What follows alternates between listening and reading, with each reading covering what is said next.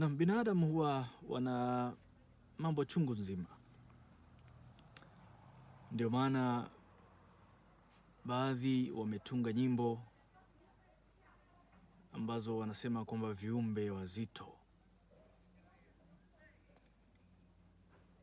Mara nyingi huwa watu na matatizo yao, na yale matatizo wakati mwingine yanawapa upofu wale wenye matatizo. Wanaona labda wengine hawana matatizo, matatizo ni yao tu. Ndo Waswahili wakasema mzigo wa mwenzio ni kanda la usufi.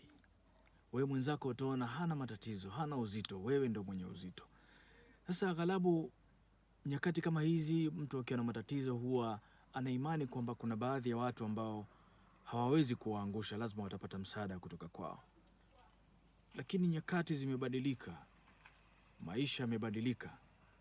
Wakati mwingine wale ambao unawatarajia wakusaidie pia wao inakuwa si wa kutoa msaada kwako. Kwa hiyo mara nyingi kiubinadamu unakuta chuki zinaanzia pale. Uliyemtarajia atakusaidia anashindwa kukusaidia. Lakini wewe kama binadamu unafaa kujua kwamba maisha ni mtihani, na mtihani haupitii wewe tu. Mtihani wanapitia watu chungu nzima. Wengine wanazungumza, wengine hawazungumzi, wengine wanasema wanakufa kiafisa. Unaona eh? Kwa hiyo wakati mwingine ukiomba msaada ukiona hupewi, usikasirike. Hujui yule uliyemtaka msaada yeye anapitia yapi.